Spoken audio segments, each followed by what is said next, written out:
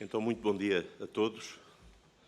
Senhor Ministro, caras e caros colegas, estamos em condições de iniciar a nossa ordem de trabalho. Está verificado o quórum. Os senhores deputados hoje nesta sala terão de ter o incómodo de, quando usarem da palavra, de se dirigirem ao púlpito. Como sabem, a nossa reunião de hoje tem duas partes. A primeira parte, a audição do Sr. Ministro de Estado de Negócios Estrangeiros, com ordem de trabalhos centrada no último Conselho Europeu e no próximo Conselho Europeu, que curiosamente se realizaram ambos nos dias 24 e se realizarão também no dia 24 e 25 de maio e junho, respectivamente. E teremos depois uma segunda parte, que antecipo como breve, mas que será imediatamente após o fim desta audiência. E assim sendo, é com todo o prazer que, mais uma vez, dou a palavra ao Sr. Ministro de Estado dos Negócios Estrangeiros para, de acordo com as normas deste debate, introduzir o tema durante um período inicial até 10 minutos. Muito obrigado, Sr. Presidente. Muito bom dia, senhoras e senhores deputados. É um gosto estar outra vez aqui e queria, nesta intervenção inicial, fazer o seguinte exercício, que é considerar a agenda do próximo Conselho Europeu, de 24 e 25 de junho, e a propósito dos temas fundamentais desta agenda, também recordar as conclusões do Conselho Europeu de maio. O primeiro ponto, e um dos mais importantes, na minha opinião, da agenda do Conselho Europeu, é a sessão de trabalho com o Secretário-Geral das Nações Unidas, António Guterres. António Guterres está de visita às instituições europeias, acabou de ser reconduzido para um novo mandato nas Nações Unidas, por aclamação na Assembleia Geral do passado dia 18 de junho, depois de uma recomendação também aprovada por aclamação no Conselho de Segurança. E importa considerar que António Guterres é, tecnicamente, o primeiro secretário-geral das Nações Unidas proveniente de um país da União Europeia.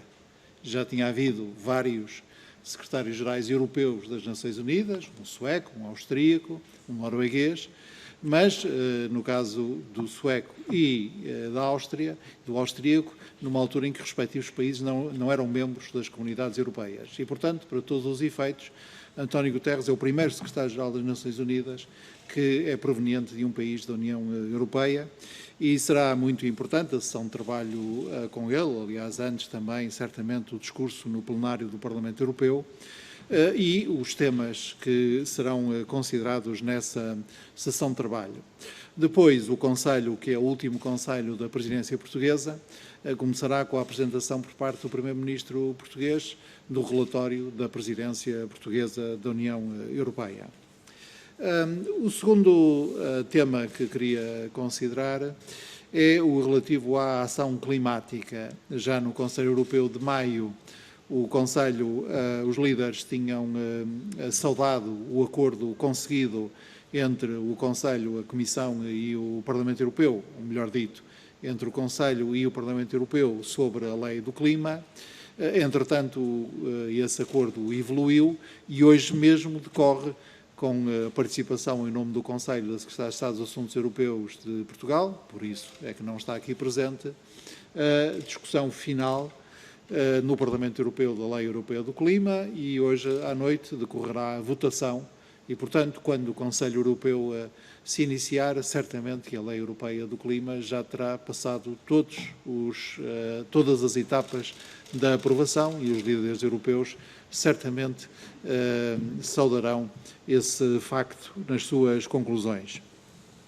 Há também um elemento muito importante, que tem sido a cooperação entre a União Europeia e os Estados Unidos, resultante da nova atitude da administração norte-americana em matéria climática, e o Conselho Europeu também certamente valorizará esse facto, designadamente no quadro da preparação da COP26 em Glasgow.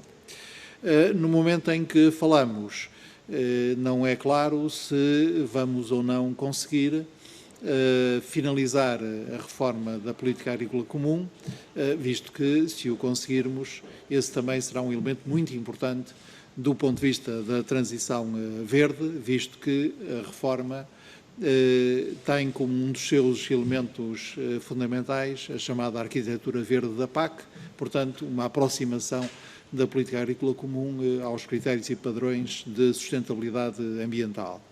Mas o supertrílogo, assim chamado, está marcado para quinta e sexta-feira, o Conselho reunirá segunda e terça-feira. Vamos ver se é possível à presidência portuguesa chegar a acordo. É uma questão muito complexa, como o nosso Presidente poderia explicar melhor que ninguém, e, portanto, a única coisa que eu digo é que a presidência fará tudo até ao último dia do seu mandato para conseguir essa reforma. Um terceiro tema fundamental é relativo à recuperação económica. Os líderes procederão, mais uma vez, ao ponto da situação de recuperação económica nas várias vertentes que ela comporta. Em primeiro lugar, a vertente do financiamento. Depois da ratificação por todos os Estados-membros da decisão sobre recursos próprios, a Comissão Europeia emitiu, na semana passada, a primeira emissão conjunta de dívida para financiar o programa Nova Geração. O valor inicial era de 10 mil milhões de euros, acabou por fazer uma emissão de 20 mil milhões de euros, a uma taxa de juro baixíssima e com uma procura no mercado que excedeu representou 7 vezes do valor inicial proposto. E, nesta dimensão, é a primeira emissão conjunta de sempre de dívida da União Europeia, garantida por todos os Estados-membros e realizada pela Comissão Europeia em nosso nome. A segunda vertente diz respeito aos planos nacionais de recuperação. Neste momento estão apresentados 24 planos nacionais e estão aprovados pela Comissão Europeia 12 planos nacionais. Portugal consegue um triplo, não é um triplo A, mas é um triplo primeiro. Foi o primeiro país a entregar a 15 de outubro o seu plano provisório, foi o primeiro país a apresentar em 23 de abril o seu plano definitivo e foi o primeiro país a ver o seu plano aprovado no passado dia 16. A terceira vertente é relativa ao quadro financeiro plurianual, correspondendo ao nosso compromisso e ao nosso objetivo de presidência rotativa. Neste momento, todos os programas do quadro financeiro plurianual têm os seus regulamentos aprovados e, portanto, estão no terreno. Aliás, a presidência começou na sua primeira grande iniciativa pública com a apresentação no princípio de fevereiro do programa Horizonte Europa e, na passada sexta-feira, em Viana do Castelo, foi apresentado o último programa, o programa Erasmus+. Evidentemente que o que nós chamamos a reforma da PAC tem a ver com a aprovação dos 3 regulamentos que faltam, mas eu digo que todos os programas estão no terreno porque nós aprovamos regulamentos provisórios, porque se não conseguirmos chegar a essa reforma da PAC, a política agrícola comum não deixa de estar no terreno por isso.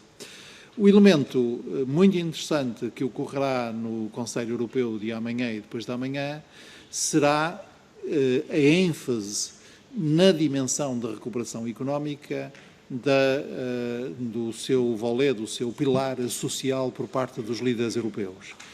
Isso significa que aquele que foi o propósito maior da convocação pela presidência da Cimeira Social do Porto está materializado.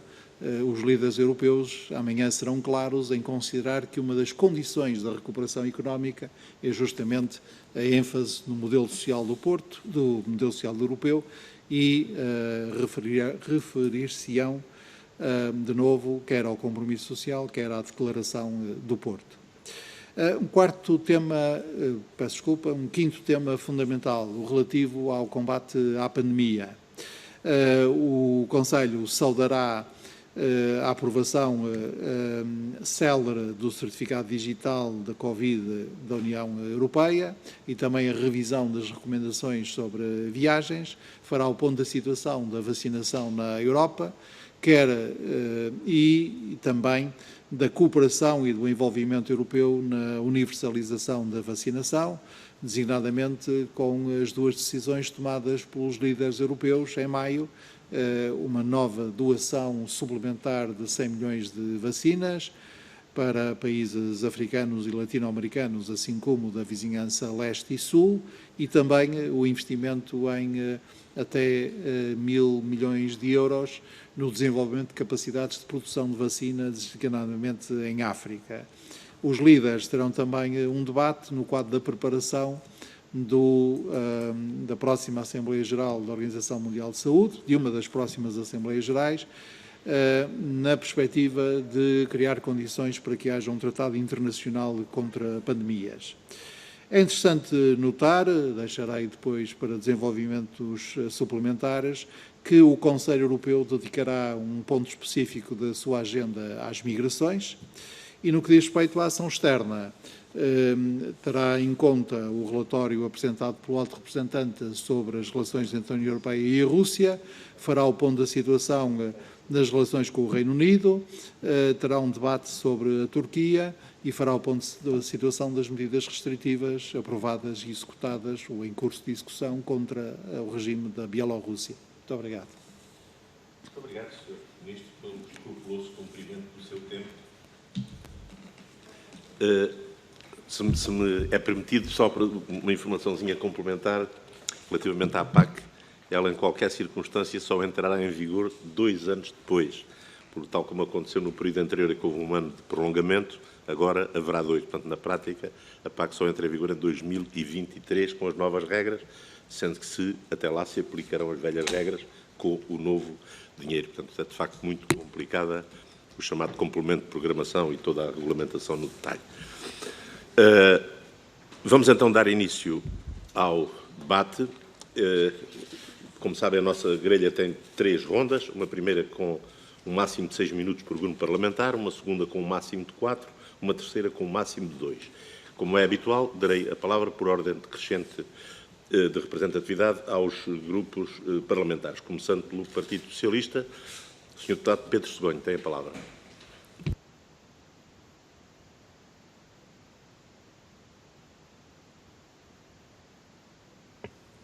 Muito obrigado, Sr. Presidente, Senhoras e Senhores Deputados, Sr. Ministro de Estado e dos Negócios Estrangeiros. O Grupo Parlamentar do Partido Socialista começa por se associar às palavras do Sr. Ministro relativamente à importância do facto do Engenheiro António Guterres ter sido reconduzido nas altas funções de Secretário-Geral da Organização das Nações Unidas e sublinhar o que é positivo desse trabalho conjunto com a União Europeia, bem como sublinhar esse aspecto, ser o primeiro português a exercer as funções de Secretário-Geral da ONU, também o primeiro cidadão da União Europeia no exercício dessas altas funções. Em segundo lugar, permitam-me também que sublinhe, na pessoa do Sr. Ministro e do Sr. Primeiro-Ministro, agora que estamos na reta final da presidência portuguesa da União Europeia, o papel que Portugal tem tido neste semestre. Tenho, ao longo da minha experiência política, exercido funções que obrigam a combinar competências e formas de estar que sejam plurais, interpartidárias e com obrigações de auscultação e de diálogo com as diversas forças políticas, e essa minha experiência permite-me retirar que o desempenho do Sr. Ministro e do Sr. Primeiro-Ministro no exercício da presidência da União Europeia enche qualquer português de orgulho, e por isso, nesta reta final, gostaria também de deixar o meu apreço pela forma como tem exercido em nome de Portugal essas funções e como tem deixado o país ficar orgulhoso desse mesmo exercício. Relativamente aos 2 Conselhos Europeus, o do passado mês de maio e o dos próximos 2 dias, é certo que é muito importante aquilo que a União Europeia conseguiu, os seus Estados-membros, de diálogo e de encontro de soluções relativamente ao certificado Covid-19. A plataforma internacional que a União Europeia representa, com as suas especificidades, com as suas heterogeneidades, com as suas idiosincrasias, obviamente que tem como principal expressão na vida dos cidadãos da União Europeia a liberdade de circulação. E o facto dos Estados-membros, através dos órgãos da União Europeia, terem conseguido encontrar forma de voltar a colocar a liberdade de circulação como um elemento ativo de participação dos cidadãos naquilo que é o contacto e as interdependências entre os diversos Estados e as diversas organizações no seio da União Europeia.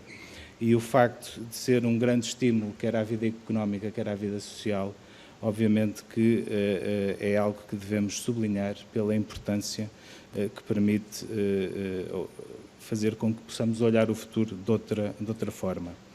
Assim como nestes Conselhos Europeus, temos que enaltecer também o esforço diplomático feito pela Presidência, no sentido de desbloquear as negociações relativas quer ao próximo quadro financeiro plurianual, quer ao programa Nova Geração, como aqui o Sr. Ministro já sublinhou. É um facto que, apesar de algum ruído, foi durante a presidência portuguesa da União Europeia que foram aprovadas as decisões dos recursos próprios, os programas do quadro financeiro plurianual e os primeiros planos de recuperação e resiliência pela Comissão Europeia. Todos estes instrumentos são fundamentais e fulcrais para que a União possa ultrapassar as dificuldades criadas pela situação de pandemia que vivemos desde março de 2020.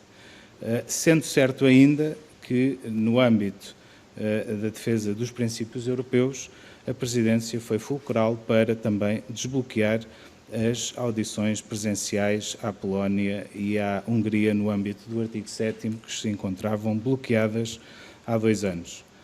É também algo que nos dá uma grande fonte de otimismo quanto ao futuro, o facto da cidade do Porto de ficar associada a um compromisso social da importância daquele que foi subscrito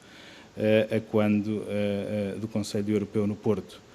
Pois o facto de se estabelecerem metas quantitativas entre os Estados-membros na promoção da igualdade de oportunidades das crianças em risco de pobreza ou exclusão social, em relação às metas do emprego e em relação às metas da formação profissional, obviamente que é algo de importante para o futuro de toda a União Europeia.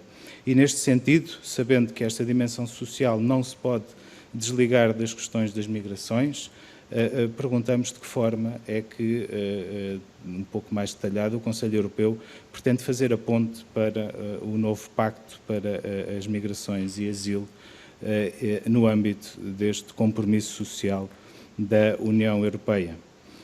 Por último, não podemos deixar de assinalar o facto da Conferência sobre o Futuro da Europa ter dado o seu pontapé de saída.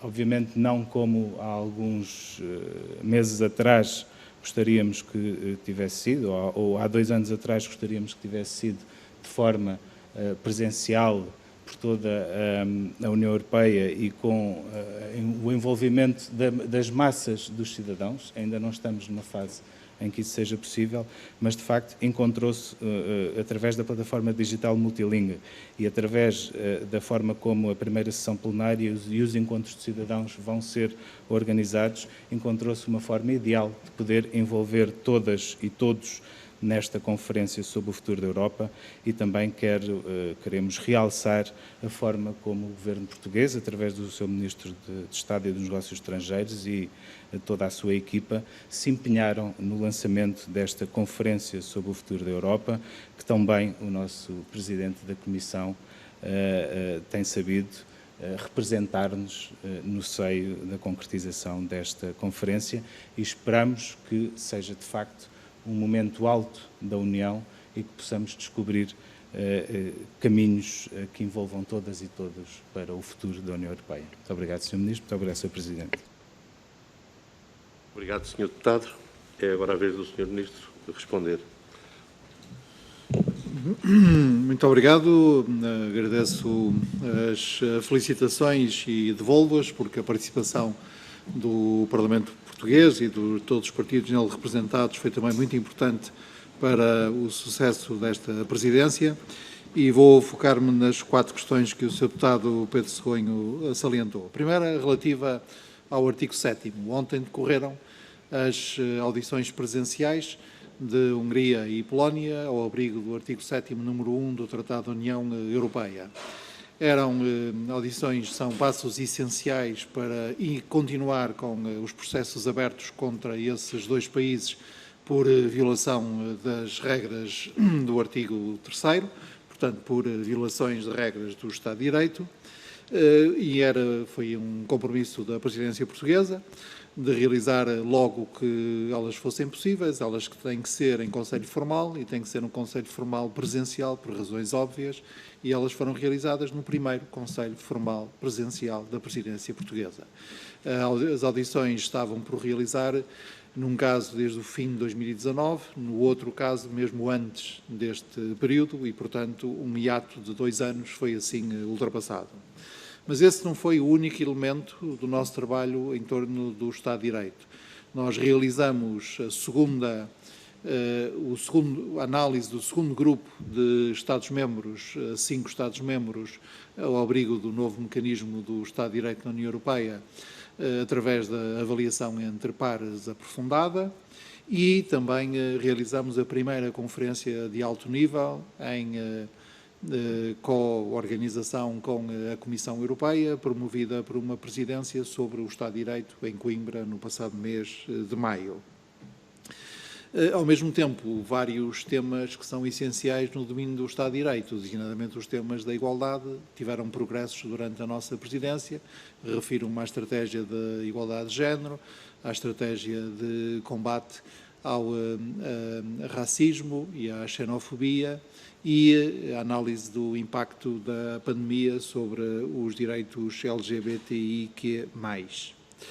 Em relação à segunda questão, o compromisso social, se me perguntassem qual, no projeto de conclusões do Conselho Europeu de amanhã e depois de amanhã, qual o ponto que eu mais sobressaria, eu responderia que é este, é que no quadro da recuperação económica, o Conselho Europeu referir-se-á concretamente à Declaração do Porto e, portanto, sublinhará a importância da dimensão social na Constituição Europeia para que o processo de recuperação e transformação económica seja inclusivo, não deixe ninguém para trás, como nós gostamos e bem de dizer.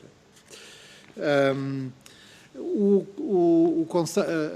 Declaração do Porto é a primeira declaração de uma reunião de líderes europeus exclusivamente dedicada aos temas sociais. E, um dia antes, pela primeira vez também na história da União Europeia, todos os parceiros sociais europeus, representando os trabalhadores, os empresários, a Plataforma Europeia das Organizações de Sociedade Civil, as instituições europeias, designadamente o Parlamento e a Comissão Europeia, subscreveram, repito pela primeira vez, um acordo sobre política social global, incluindo temas de emprego, temas de qualificação e temas de proteção social propriamente dita. E, durante a nossa presidência, nós temos o gosto de ver aprovados já instrumentos práticos de concretização do plano de ação, designadamente a Garantia Europeia para a Infância, que foi já aprovada, e a Plataforma Europeia para o Combate à Situação de Sem-Abrigo, que foi lançada há 2 dias aqui em Lisboa. Noutros dossiês houve progressos importantes durante a nossa presidência, desde logo a aprovação do Fundo Social Europeu para o próximo septénio e também progressos na discussão da diretiva sobre salário mínimo, das diretivas sobre transparência salarial e das diretivas sobre a igualdade de tratamento. E, portanto, não se trata apenas de aprovar declarações, trata-se de agir, é esse, aliás, o lema da nossa presidência. Mas é muito importante, do ponto de vista político, na minha opinião, salientar este envolvimento dos parceiros sociais nesta dimensão crucial da Constituição Europeia. E isto faz equilíbrio com outro tema que o Sr. Deputado referiu, que é a Conferência sobre o Futuro da Europa. Porque se na Cimeira Social do Porto esteve em jogo o envolvimento dos parceiros sociais e a concertação ao nível europeu entre instituições e parceiros sociais. Na Conferência sobre o Futuro da Europa, o que está em jogo é o envolvimento da cidadania e a concertação entre a representação da cidadania, garantida pelo Parlamento Europeu e pelos Parlamentos Nacionais, e a participação de cidadãos, a participação direta de cidadãos. E por isso é também um gosto para nós termos desbloqueado o lançamento da Conferência sobre o Futuro da Europa, com um acordo interinstitucional que garantiu o seu lançamento depois em 9 de maio, termos realizado o primeiro plenário, a primeira sessão plenária da Conferência, no sábado passado, e também termos realizado, aqui em Portugal, os primeiros encontros de cidadãos. E é um gosto que façamos isso com o sentido de pluralismo e de consenso nos temas europeus que caracteriza Portugal. E por isso também, na representação que nós temos para efeitos da sessão plenária, temos naturalmente a Secretária de Estado dos Assuntos Europeus enquanto Presidente em exercício do Conselho de Assuntos Gerais, temos depois um representante do Governo, que é o Secretário de Estado adjunto do Primeiro-Ministro, e temos um representante do conjunto de cidadãos, que é a nossa ex-colega, conhecida e estimada, a doutora Regina Bastos, que já foi, aliás, Presidente da Comissão de Assuntos Europeus. Deixo as questões das migrações para uma próxima oportunidade, se o Sr. Deputado me permite. Obrigado. Obrigado, Sr. Ministro. Agradeço a disciplina que estamos e recomendava aos Srs. Deputados que procurassem ser disciplinados, porque esta nossa grelha tem 2 horas e 10 minutos e temos ainda a segunda parte da reunião.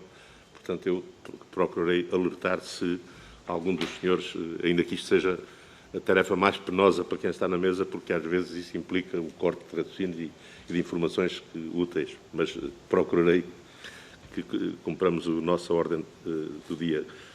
Ora, é agora a vez da senhora deputada Clara Marques Mendes intervir em nome da bancada do PSD.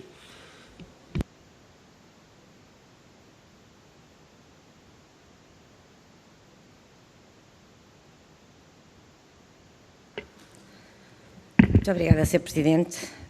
Cumprimentar o Sr. Presidente, o Sr. Ministro, os senhores e senhores deputados e começar naturalmente por agradecer ao Sr. Ministro a exposição que aqui nos trouxe, as informações que aqui nos trouxe e os esclarecimentos.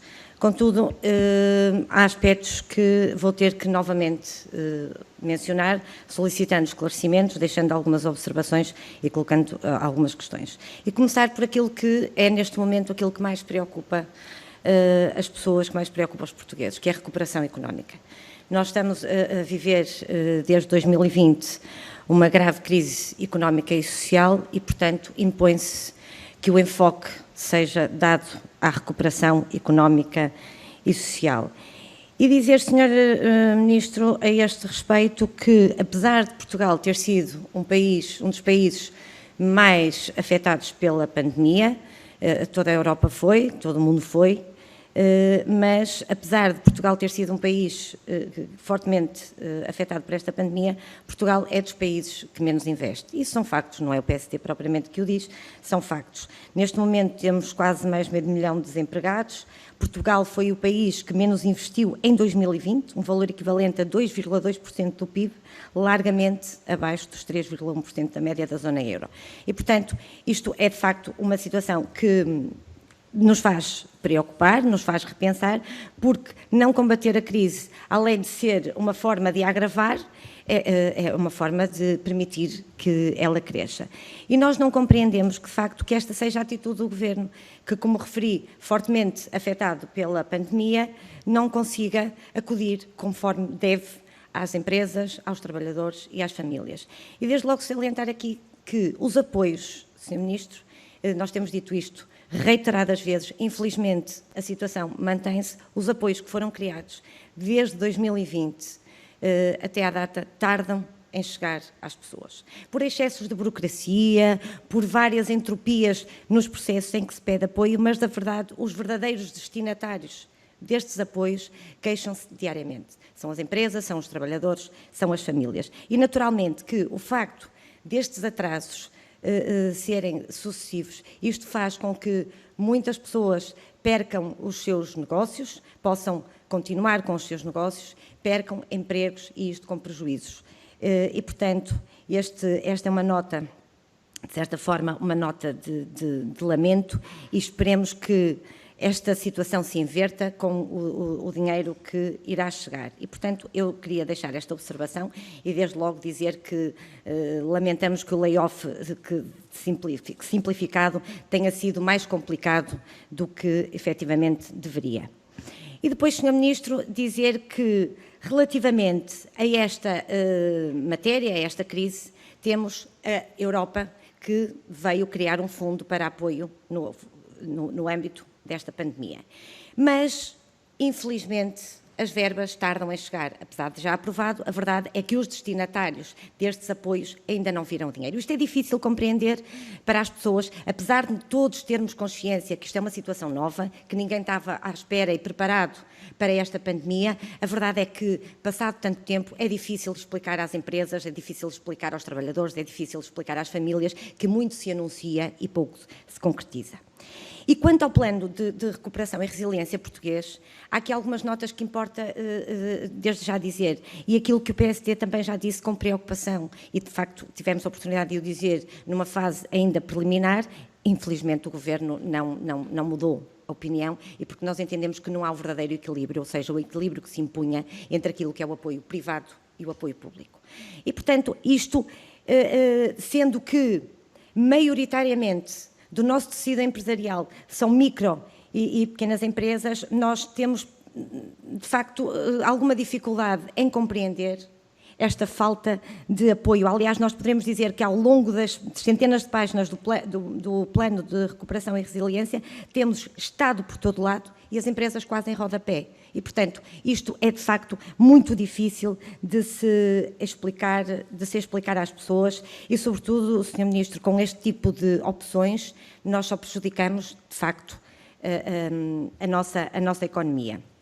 E, na verdade, dizer que o Plano de Recuperação e Resiliência português é, de facto, uma bazuca para o Estado, mas uma pequena vitamina para a economia. E, portanto, estas notas têm aqui de ser deixadas, o equilíbrio impunha-se, mas esperemos que o dinheiro que vai chegar, que chegue rapidamente, ao contrário daquilo que tem acontecido, que chegue rapidamente aos destinatários. O Sr. Ministro falou aqui de um aspecto muito importante, relativamente à Cimeira Social do Porto. Eu própria já tive várias vezes a oportunidade de dizer que o PSD se congratulava com o facto de a Europa Social ser uma das prioridades da presidência portuguesa. Ficamos, sem dúvida, muito satisfeitos que a Cimeira se tenha realizado, que a Cimeira tenha ocorrido no Porto e que se tenha celebrado um compromisso. Mas também já tivemos a oportunidade de dizer, nós não podemos, ou seja, nós não é uma questão de enganar as pessoas, nós temos de dizer a verdade às pessoas. Isto não passa de compromissos, de declarações de compromisso. E, portanto, é preciso passar à ação e é preciso dizer às pessoas que a ação vai depender em muito dos Estados-membros. E aqui um apelo que faço ao Governo, que rapidamente olhe para estes compromissos e os ponha em prática, porque se não os puser em prática, sabemos, vale o que vale, que é nada. E, portanto, aqui, a este respeito, fazer uma nota muito relevante que é com a questão da pobreza, que é uma das metas do Plano de Ação. E o Sr. Ministro tem aqui algumas questões para lhe colocar. Diz, neste plano, que são objetivos fixados reduzir em 15 milhões o número de pessoas em risco de pobreza e exclusão social. Esta é uma meta europeia. Eu pergunto ao Sr. Ministro, é importante Portugal perceber qual é a meta exatamente para Portugal, porque nós, para podermos escrutinar, para podermos avaliar se as coisas estão ou não estão a ser devidamente feitas, precisamos saber qual é a meta de Portugal. Sr. Presidente, uma tolerânciazinha apenas para terminar, deixando estas questões e assinalar que, mais uma vez, o Governo mantém a sua prática, que é dizer uma coisa cá dentro e fazer outra coisa lá fora. Não se compreende que o Governo diga que apoia e que se defende os direitos das pessoas, as liberdades, e depois venha dizer não à subscrição de uma carta que é precisamente sobre a defesa dos direitos das pessoas, neste caso o LGBT. Muito obrigada. Obrigado, Sra. Deputada. O Sr. Ministro tem a palavra para dar as respostas devidas. Muito obrigado, Sr. Presidente. Muito obrigado, Sra. Deputada. Sr. Deputado, ao fim de 7 minutos e 15 segundos da sua intervenção, fez-me finalmente uma questão a que eu posso responder como Ministro dos Estrangeiros. Portanto, estou aqui numa dúvida, e não estou a fazer nenhuma crítica, como os senhores colegas sabem, eu adoro falar de tudo e, portanto, não me importa nada de responder à primeira parte que versava sobre o Ministro da Economia, à segunda parte que melhor seria dirigida ao Ministro do Planeamento e mesmo à terceira parte que tinha como destinatário principal a ser a Ministra do Trabalho, Solidariedade e Segurança Social. Mas não sei se começo por essa parte, se começo logo pela parte que me diz diretamente respeito. Começando pela última, Portugal desempenha a presidência rotativa do Conselho da União Europeia e desempenha-o com um sentido de responsabilidade institucional que todos, repito, todos na Europa admiram. Repito, admiram. E uma das razões pelas quais nós beneficiamos dessa admiração é que sabemos qual é o nosso papel. O nosso papel é dar a cara pelas decisões do Conselho, é exprimir os consensos no Conselho, quando as matérias são de natureza consensual, ou exprimir as decisões do Conselho, quando elas são tomadas por maioria simples ou qualificada, na maior parte dos casos por maioria qualificada. E, portanto, quando fala a presidência portuguesa, fala como presidência do Conselho. E foi isso que fez a senhora Secretária de Estado dos Assuntos Europeus, na qualidade de presidente em exercício do Conselho de Assuntos Gerais. Ninguém pediu a Portugal para subscrever uma declaração lançada por um grupo de Estados-membros, neste caso, sob ou contra a legislação aprovada recentemente pela Hungria, porque toda a gente sabe qual é a responsabilidade da presidência do Conselho e a forma como Portugal assume essa responsabilidade. A senhora Secretária de Estado dos Assuntos Europeus teve o cuidado de dizer à entrada da reunião qual era a posição portuguesa, usando, aliás, uma fórmula que, para além de muito bem conseguida, é muito bonita e até um pouco emotiva, dizendo a diversidade é a nossa riqueza e as cores do arco-íris representam a nossa unidade na diversidade. Neste caso, na diversidade das orientações sexuais de cada um, que todas elas merecem o máximo respeito. E depois, na conferência de imprensa, a senhora Secretária de Estado, tendo dito que a presidência não se tinha associado a essa declaração, nem tinha sido pedido que se associasse, porque a presidência representa os 27, teve o cuidado de acrescentar que, todavia, toda a gente conhece qual é a posição de Portugal enquanto Estado-membro e não há nenhuma dúvida na Europa, e espero que também não haja aqui, sobre qual é a posição do Estado de Portugal como Estado-membro. Aliás, isso está esclarecido desde logo na nossa Constituição.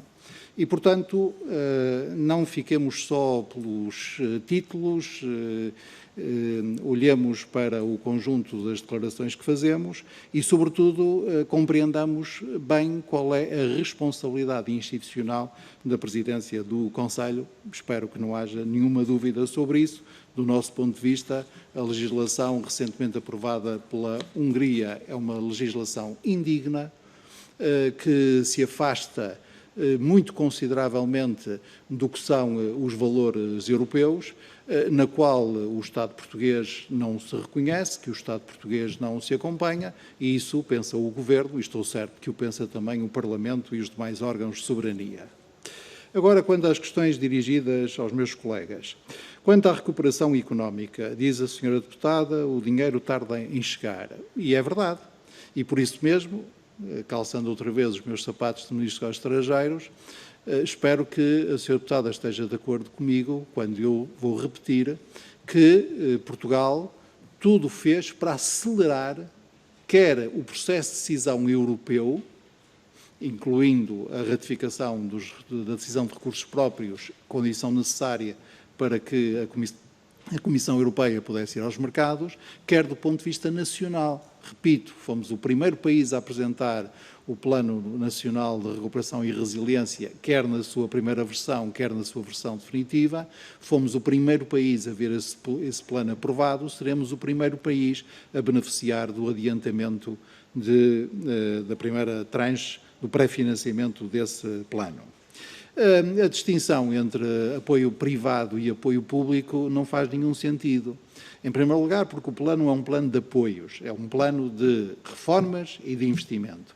E, em segundo lugar, voltando outra vez ao meu chinelo, muito pequeno, Dou o exemplo do próprio Ministério dos Estrangeiros. Nós temos 3 grandes programas no Plano Nacional de Recuperação. O mais importante é o novo modelo de gestão consular, mas também temos um programa muito importante de digitalização no ensino português no estrangeiro e temos um plano ainda mais importante de reforço da nossa segurança e, portanto, da nossa resiliência face a ciberataques. Em todos esses domínios, nós vamos trabalhar com empresas. Em todos esses domínios, as necessidades do Ministério dos Estrangeiros são cobertas com bens que são produzidos por empresas, com sistemas que são apresentados por empresas, com serviços que são prestados pelas empresas. Basta este exemplo, poderia multiplicar indefinidamente, para perceber que essa distinção entre o que é do Estado, o que é investimento público e o que é o suposto apoio ao setor privado não faz nenhum sentido. Finalmente, quanto à questão da rapidez em pôr em prática o plano de ação, eu próprio expliquei que ainda durante a nossa presidência elementos muito importantes do plano de ação já foram aprovados e os compromissos nacionais também estão bem estabelecidos.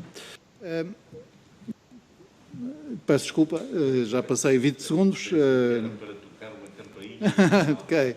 Muito obrigado e muito obrigado, Sra. Deputada. Muito obrigado, Sr. Ministro. Peço desculpa. Pensei que o botãozinho, como é habitual, permitia dar um toque por forma a avisar que o tempo estava a ser ultrapassado, mas aqui o botão corta logo a palavra. Espero não voltar a usá-lo. É agora a vez de usar a palavra a Sra. Deputada e Vice-Presidente desta Comissão, Fabíola Cardoso, do Bloco de Esquerda. Muito obrigada, Sr. Presidente. Começar por agradecer a apresentação, o resumo com que o Sr. Ministro já nos brindou e alguns dos esclarecimentos que já foram aqui deixados, mas eu gostaria de voltar a um tema que está para além das ordens de trabalhos e que espero que venha a fazer parte da ordem de trabalhos, um tema a que o Bloco de Esquerda não pode deixar de se referir, trazer para esta audição com a importância que ele efetivamente merece. Há uma linha, Sr. Ministro, que separa a neutralidade da cumplicidade. E essa linha são os direitos humanos. Quando os direitos humanos são violados, a neutralidade é a escolha do lado do opressor. Portugal, que preside ao Conselho da União Europeia, não assinou, como já disse, uma carta de iniciativa belga que insta a Comissão a utilizar todos os instrumentos à sua disposição para garantir o pleno respeito do direito europeu. Foram 13 os Estados-membros que assinaram a missiva: Bélgica, Holanda, Luxemburgo, França, Alemanha, Irlanda, Espanha, Dinamarca, Finlândia, Suécia, Estónia, Letónia e Lituânia. O texto é claro. Expressamos a nossa profunda preocupação quanto à adoção pelo Parlamento húngaro de legislação discriminatória em relação às pessoas lésbicas, gays, bissexuais, transgênero, queer e intersexuais e que viola o direito à liberdade de expressão sob o pretexto de proteger as crianças. A nossa Secretária de Estado, Ana Paula Zacarias, afirmou que não assinou o documento porque assumimos atualmente a presidência e temos um dever de neutralidade, como também já disse aqui. Sr. Ministro, não há neutralidade na defesa dos direitos humanos. Quando os direitos humanos são atacados, a neutralidade é cumplicidade. É necessário que Portugal reverta, o Portugal de Aristides Sousa Mendes, reverta rapidamente a sua posição nesta matéria. Já foi dito, mas eu gostaria de reiterar, para quem está menos familiarizado, que no passado 15 de junho o Governo, o Parlamento húngaro, em sintonia com o Executivo de extrema-direita populista, aprovou mais um conjunto de leis anti-direitos humanos. Este pacote de medidas legislativas inclui um conjunto de medidas que têm como objetivo, supostamente, proteger os menores, supostamente visam combater a pedofilia, mas incluem um conjunto de medidas contra os direitos da comunidade LGBT. Esta legislação é uma tentativa propositada e reiterada do governo húngaro de associar a pedofilia à comunidade LGBT, contribuindo para aumentar o preconceito, a perseguição, a violência contra as pessoas LGBT, as suas famílias, colocando-as numa posição de vulnerabilidade legal e social, como já foi perceptível, por exemplo, no jogo de Portugal na Hungria. Esta legislação proíbe a divulgação de conteúdo que mostre ou promova a sexualidade, a mudança de sexo ou a homossexualidade a menores de 18 anos e restringe fortemente o acesso à educação sexual nas escolas.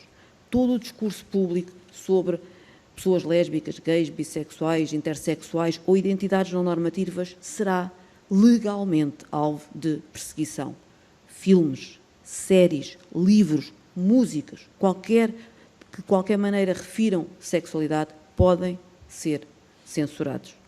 Esta legislação, que foi já comparada às leis aprovadas em 2013 na Rússia, pretendem propagar o ódio e restringir profundamente a liberdade de expressão, não só da comunidade LGBT, mas de toda a sociedade.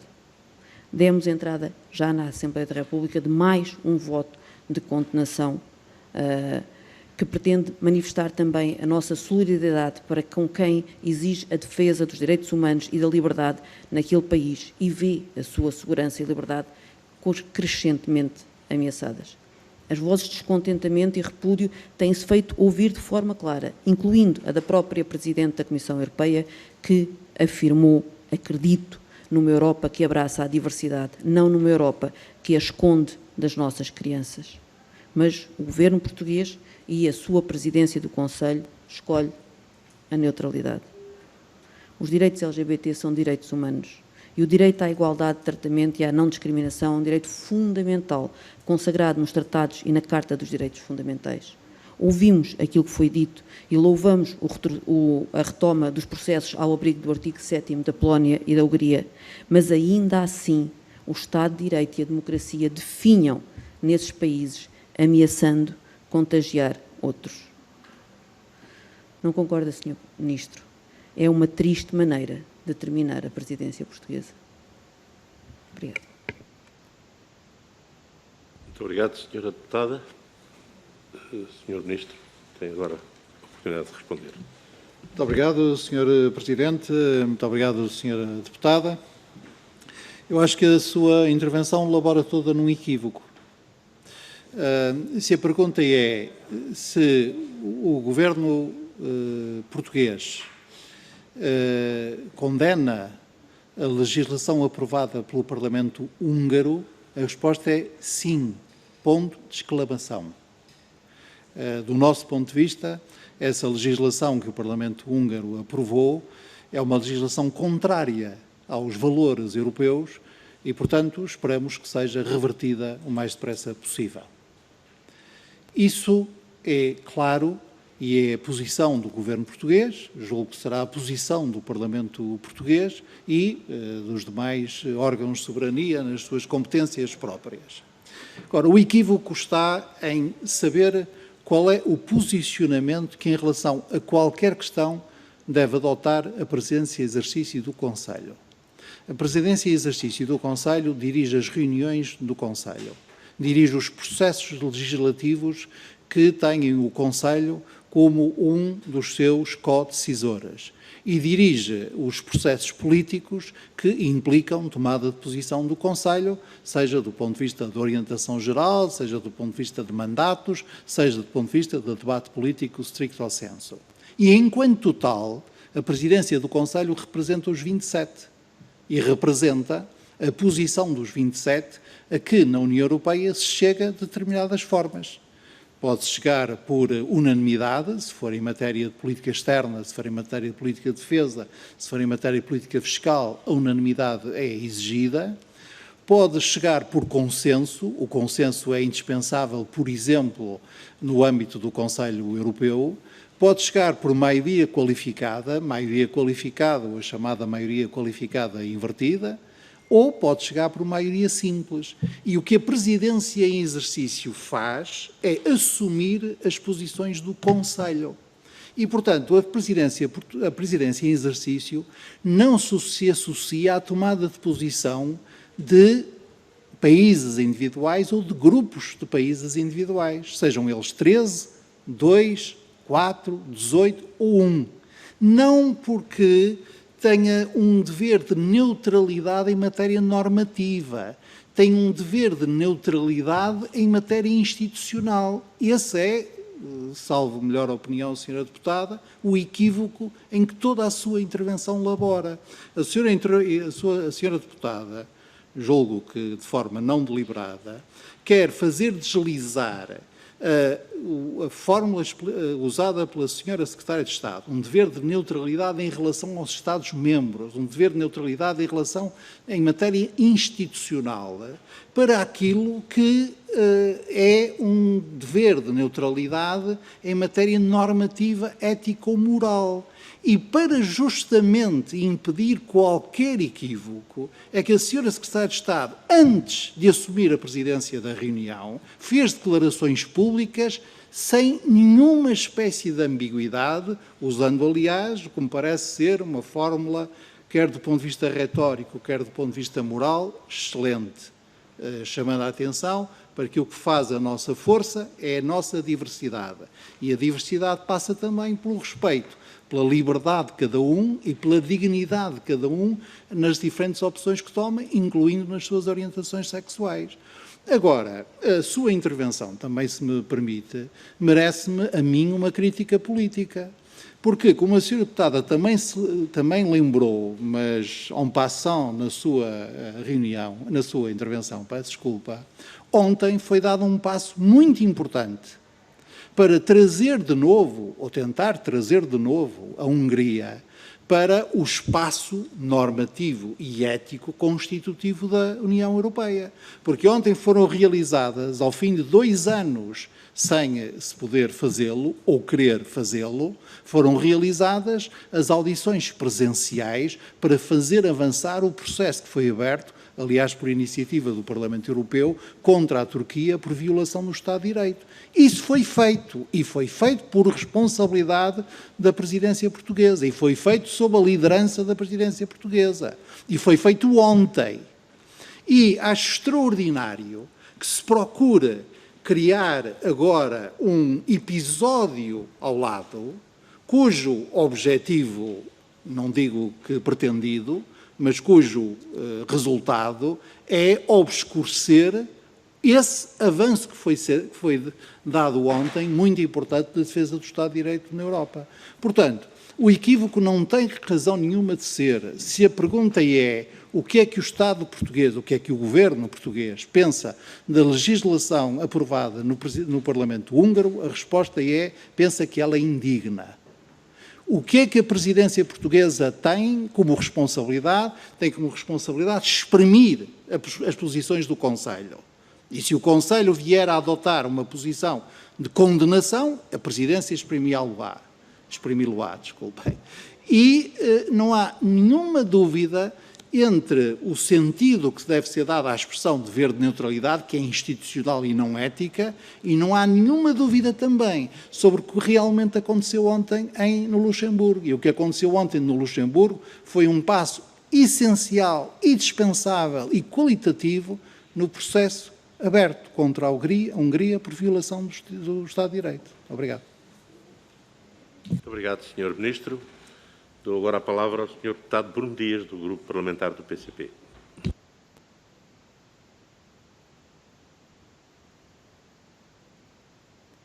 Muito obrigado, Sr. Presidente. Senhoras e Srs. Deputados, começo por cumprimentar o Sr. Ministro e agradecer as informações trazidas a esta reunião. Eu queria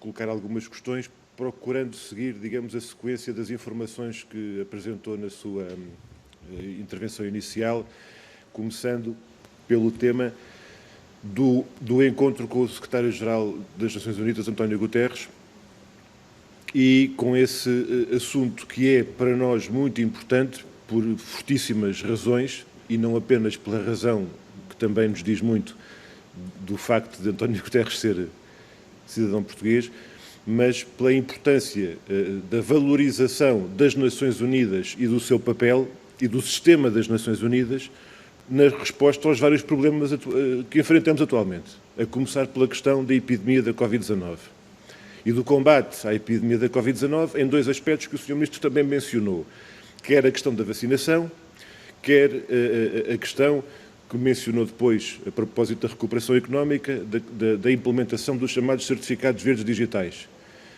que têm a ver com aquela expressão infeliz que foi usada dos passaportes, vacinação, que não são nem de vacinação, nem passaportes.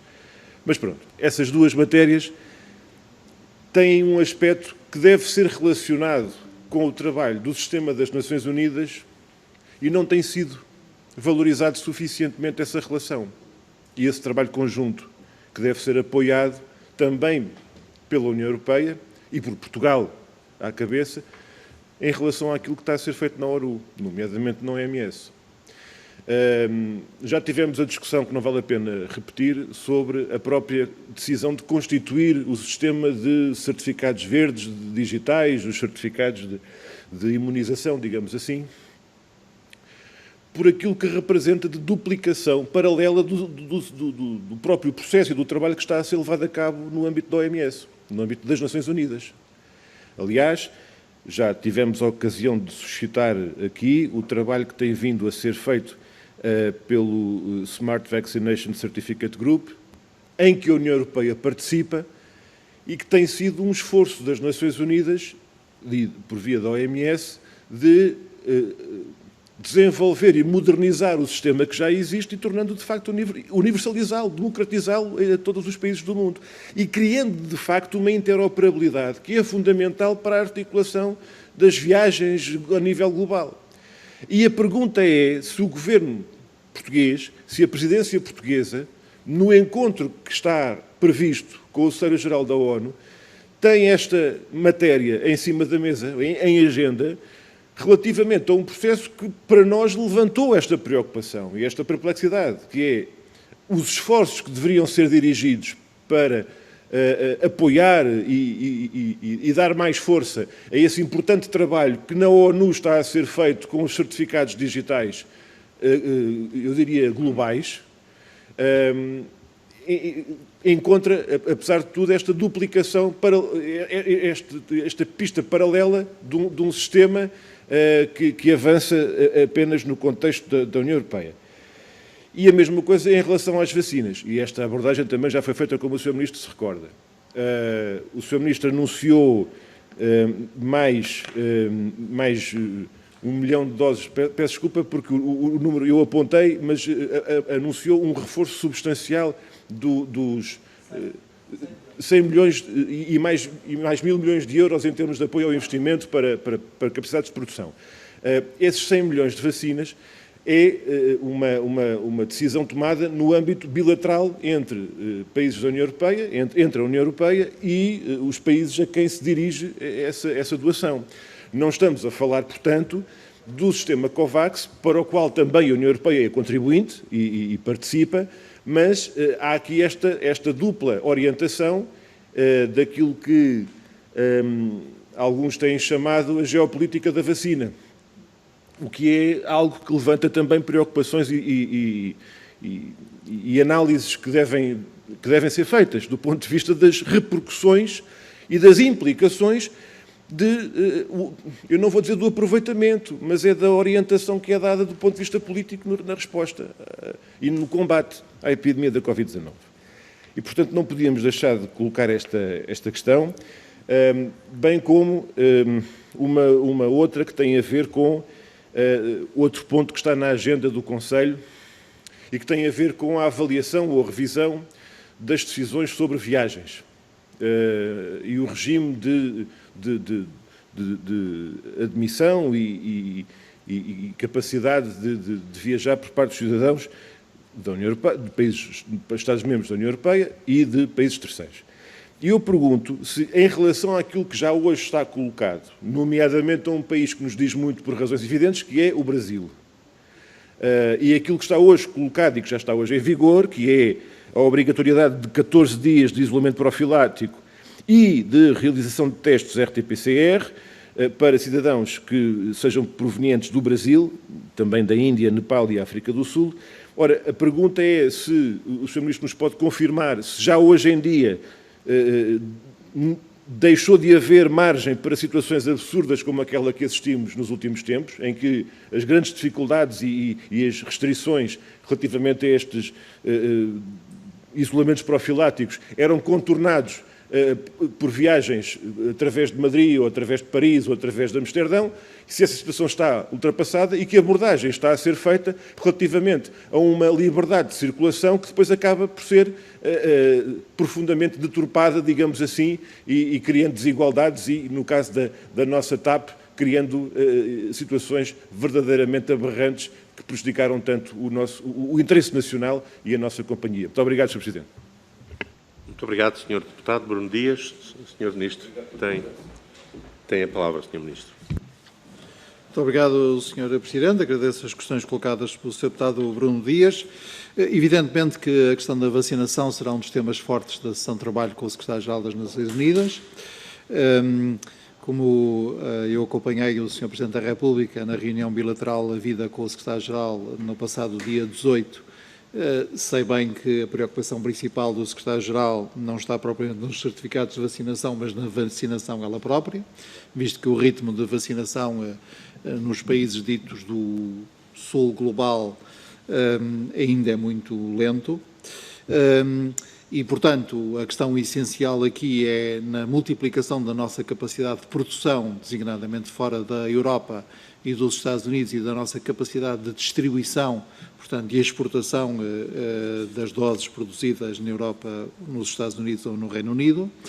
Mas, evidentemente, que o certificado de vacinação standard, aquele que nós temos e que é matéria de regulação internacional, não está posto em causa, nem a sua utilidade ficará diminuída com este certificado Covid-19 digital na União Europeia, que procura facilitar a circulação entre os Estados-membros, dizendo uma coisa muito simples: a partir do próximo dia 1 de julho, um cidadão da União Europeia que tenha sido vacinado com as 2 doses ou com a dose única de uma vacina autorizada pela Agência Europeia do Medicamento há pelo menos 14 dias em relação ao momento X, ou que tenha tido a Covid, tenha recuperado num período de tempo que não pode exceder meio ano, ou que tenha feito um teste negativo à Covid nas últimas 72 horas, tem o direito,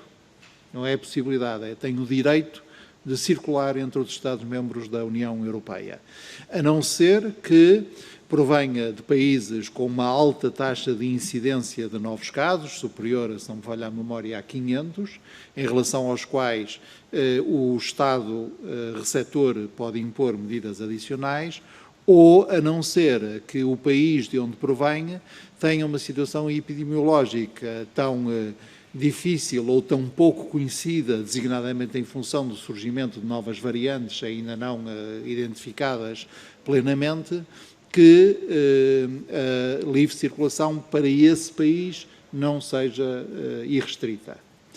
E, portanto, é isto que diz o certificado de vacinação. Eu desloco-me amanhã à Eslovénia, fiz o teste ontem à tarde, ontem à noite soube que tinha dado negativo, é o 32º que faço, espero a partir de 1 de julho ter as minhas narinas um pouco mais protegidas, porque a partir do dia 1 de julho, com o meu certificado de vacinação, visto que eu já fiz a vacinação plena, apresento na fronteira da Eslovénia e entro.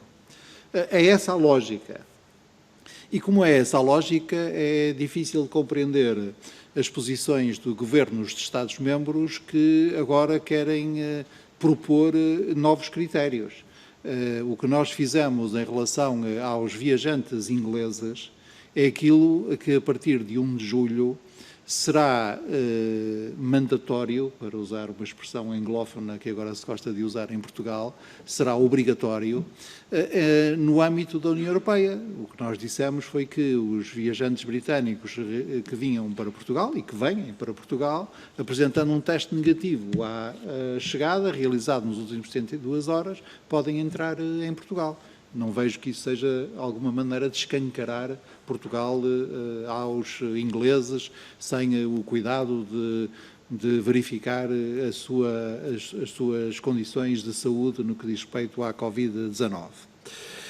Em relação às doações de que o senhor... Portanto, o certificado digital da União Europeia é um elemento mais em relação ao certificado da Organização Mundial da Saúde, que tem esta lógica de facilitar a circulação no interior da União Europeia, assegurando as condições sanitárias exigíveis.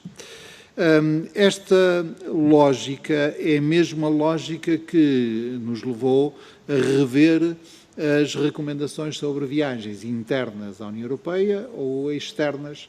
Internas, no sentido de dizer nessa recomendação que as pessoas titulares do certificado de vacinação devem poder circular livremente, a não ser em casos excepcionais, que os Estados-membros que usam o travão de mão, nesses casos, têm que justificar aos restantes, e em relação a viagens para fora ou de fora da União Europeia, o que nós vamos fazendo é atualizando a lista de países em relação aos quais todo o tipo de viagens podem fazer-se com vacinas ou testes negativos à entrada, à medida que os países vão evoluindo nas suas situações epidemiológicas. O último grande país do interesse, por exemplo, do turismo português, que entrou na lista europeia, foram justamente os Estados Unidos. Em relação há 4 exceções neste momento na lista portuguesa, porque são países que têm hoje ainda situações epidemiológicas muito complexas, com variantes que nós conhecemos muito mal e, portanto, em relação aos quais temos que tomar medidas adicionais, que neste caso significa a imposição de quarentena. Esses países são o Brasil, a África do Sul, a Índia e o Nepal. Qualquer que seja o caminho seguido, um cidadão proveniente desses países é objeto de quarentena à chegada, independentemente de vir em voo direto ou vir voo por indireto. Quanto às doações, as doações são adicionais, portanto, adicionais em relação ao mecanismo COVAX. O que quer dizer, por exemplo, no caso português, que nós, para além do nosso compromisso bilateral de doar 5% das nossas vacinas aos países lusófonos da África e da Ásia, agora vamos ter um compromisso adicional de doar mais uns X milhões de vacinas a outros países africanos e países latino-americanos. Muito obrigado. Muito obrigado, Sr. Ministro. Com a sua intervenção concluímos.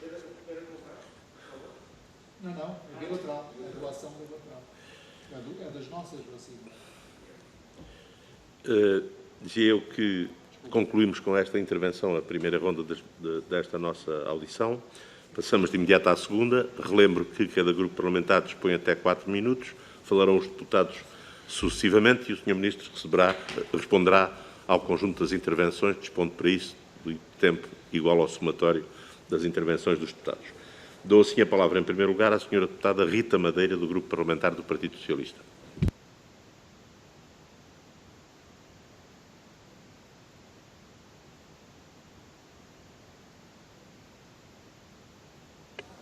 Muito obrigada, Sr. Presidente. Cumprimento o Sr. Presidente, Sr. Ministro e os Srs. Deputados. Sr. Ministro, a política externa da União faz sempre parte da agenda de todos os Conselhos Europeus. Eu gostaria de alargar aqui um pouco o âmbito dos temas que estão sempre em cima da mesa nestas reuniões e integrar aqui também as relações União Europeia-África. Talvez aqui um pouco inspirada na excelente conferência realizada nesta Assembleia da República e por esta Comissão e presidida pelo Sr. Presidente Capolas Santos e que o Sr. Ministro também participou.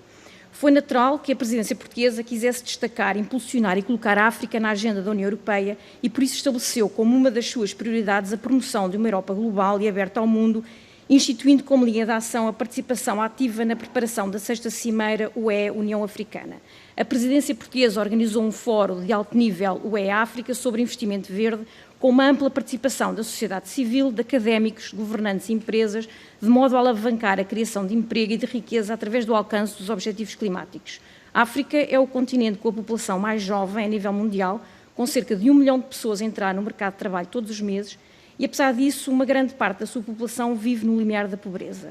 O desenvolvimento humano, através do acesso a uma educação de qualidade, a melhoria das condições de trabalho, o desenvolvimento de um sistema de proteção social inclusivo, o reforço dos sistemas nacionais de saúde, o apoio no reforço ao comércio e à produção interna africana, o investimento em infraestruturas de transporte continua no centro das relações com a África. mas talvez o maior desafio do continente ou do futuro continua a ser a abordagem conjunta para a gestão dos fluxos migratórios, combatendo na origem as causas desta circulação. Mas a presença portuguesa fica também marcada pelo acordo pós-Cotonou, que foi rubricado em abril e que seguramente marcará uma nova era das relações entre os países da ACP e da União Europeia.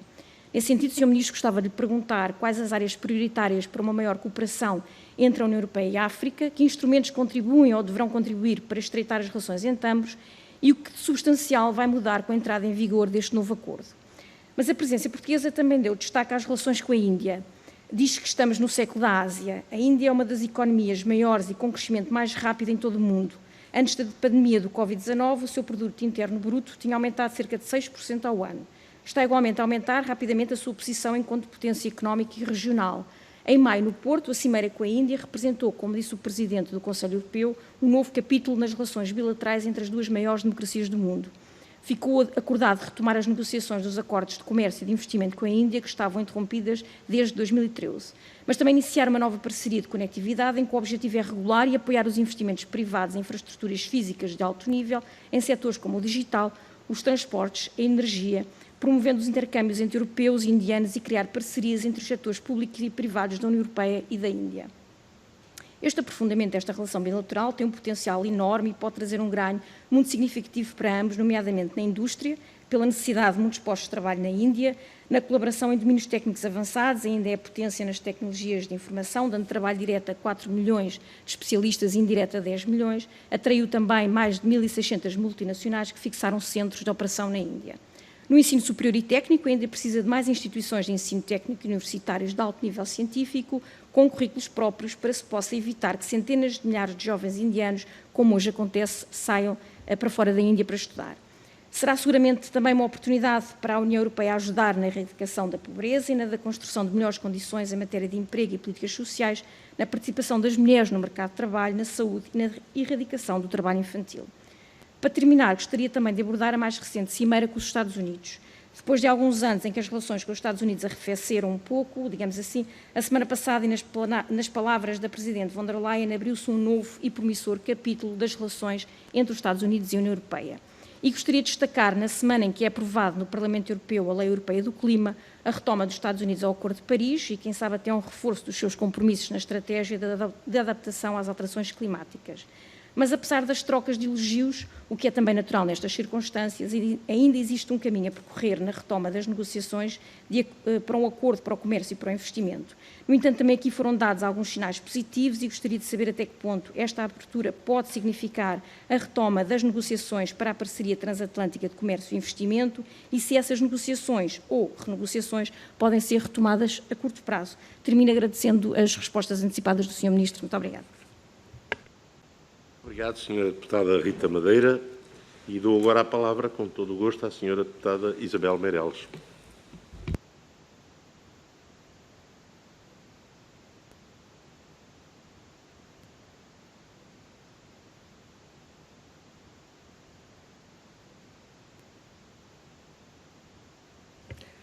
Muito obrigada, Sr. Presidente. Um cumprimento especial ao Sr. Ministro de Estado e dos Negócios Estrangeiros e às explicações e esclarecimentos que aqui nos trouxe. Sabemos que foi debatido no último Conselho Europeu e vai ser também debatido neste próximo Conselho o balanço da situação epidemiológica e vacinal e os esforços de coordenação em resposta à pandemia do Covid-19. Infelizmente, neste domínio, Portugal não se coordenou. E, por isso, tivemos que ouvir a justa indignação da chanceler Merkel por termos deixado entrar os britânicos, que nos trataram com uma vexatória desconsideração e a quem, infelizmente, prestámos uma bacoca vassalagem futebolística. Aliás, já sabemos desde De Gaulle que os britânicos são o cavalo de Troia das cidadelas nacionais e também das comunitárias. Primeira pergunta: como justifica, Sr. Ministro, que o Governo tenha feito passar ao país esta tamanha vergonha tão humilhante quanto desnecessária? Quanto ao PRR, Portugal tem que executar nos próximos 10 anos um montante de muitos milhões de euros e Portugal, ao contrário do que alguns colegas nossos dizem, não tem sido um bom exemplo na capacidade de execução destes fundos comunitários. O nosso Primeiro-Ministro não está de acordo. Aliás, segunda-feira afirmou que Portugal tem um historial de bom aproveitamento dos fundos europeus, com elevado impacto económico e baixa fraude, níveis de fraude e de irregularidade.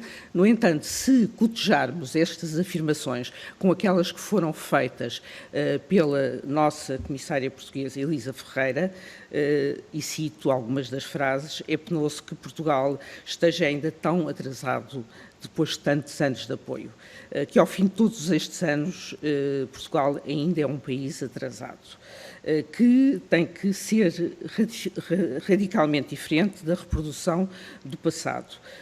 Tem que se pensar muito seriamente a nível nacional o que é que o país quer ser.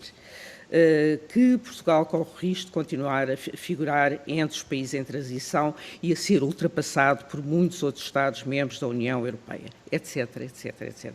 Não continuo, apenas queria perguntar ao Sr. Ministro, neste contexto, se partilha do otimismo, para nós sem fundamento, ou se do realismo devidamente fundamentado da Comissária Elisa Ferreira.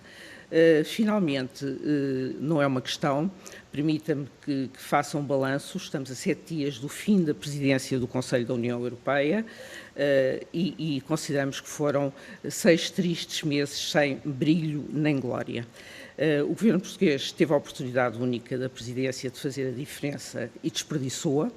Não houve recuperação económica, não houve combate à pobreza, não houve pilar europeu, mas, apesar de tudo, meras declarações e proclamações, que não são vinculativas. Não houve defesa da saúde pública como era desejável. Em suma, lamentavelmente, nesta presidência socialista, nada aconteceu, a não ser a preocupação do Sr. Primeiro-Ministro de quando é que poderíamos ir ao banco. Muito obrigada. Muito obrigado, Sra. Deputada Isabel Meireles. Volto a dar a palavra à Sra. Deputada Fabíola Cardoso, do Grupo Parlamentar do Bloco de Esquerda.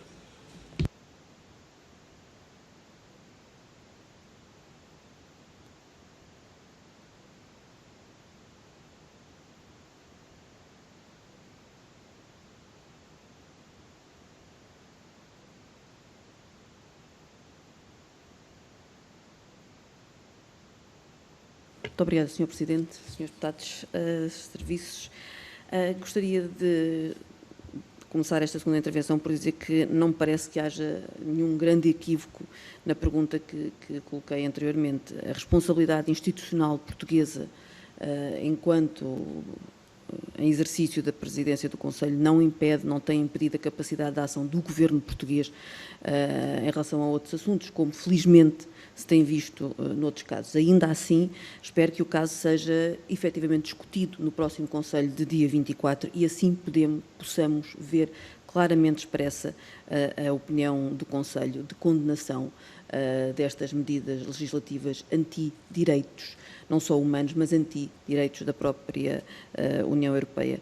Nesta segunda ronda, gostaria de colocar uma questão relacionada com o financiamento dos novos instrumentos financeiros que estão a ser disponibilizados aos vários países para enfrentar não só a crise sanitária e as suas consequências económicas, mas também para tentar, ao mesmo tempo, enfrentar algumas das desigualdades que pré-existiam e que podem beneficiar destes novos instrumentos.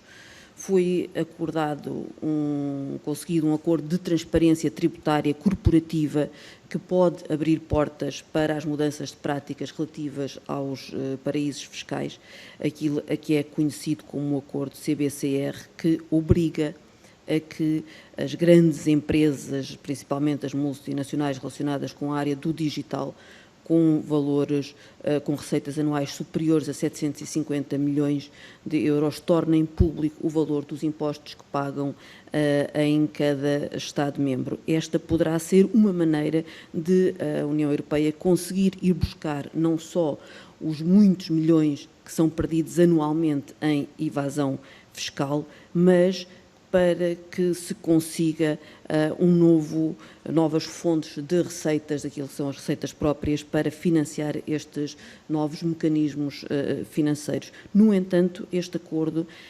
levanta-nos grandes preocupações e era neste sentido que ia a minha pergunta, de saber qual a posição do Governo português relativamente a este acordo e como é que vai, junto do Conselho Europeu, colocar esta questão, porque o acordo, o texto final, tem um âmbito geográfico muito limitado, deixando de lado não só muitos territórios, mas principalmente territórios que estão diretamente associados a paraísos fiscais e, por outro lado, este acordo tem um período de transação, de transição de 5 anos, ou seja, durante 5 anos estas empresas podem não apresentar estes relatórios. Ora, parece-nos que este tempo é dado para que as empresas se possam reorganizar, mudando as suas sedes, mudando o seu modo de funcionamento e conseguindo assim evadir-se. Apesar do acordo que foi conseguido no G7, consideramos que é necessário que a União tenha meios próprios, recursos verdadeiramente próprios para poder pagar o Next Generation EU, porque se assim não for, sabemos como será com a austeridade sobre os povos, sobre as pessoas que em Portugal, infelizmente, conhecemos bem. Muito obrigada. Muito obrigado, Sra. Deputada Fabíola Cardoso. Dou a palavra agora ao Deputado Bruno Dias, do Grupo Parlamentar do PCP.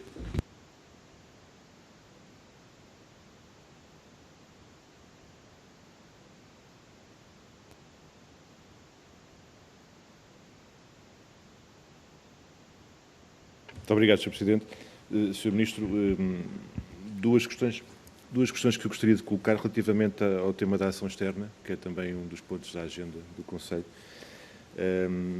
O primeiro dos quais tem a ver com uma matéria que, como sabe, o PCP recorrentemente coloca na Assembleia da República, que é o acompanhamento da situação na Palestina. E já nesta comissão nós levantámos este aspecto. O Sr. Ministro, isto no início deste ano, informou que, em função também do que resultasse dos atos eleitorais que estavam calendarizados, quer na Palestina, quer no Estado de Israel, a presidência portuguesa iria trabalhar com as autoridades destes países em relação às parcerias que existem, o seu reforço, etc. Bom, Israel proibiu as eleições palestinianas em maio, não é?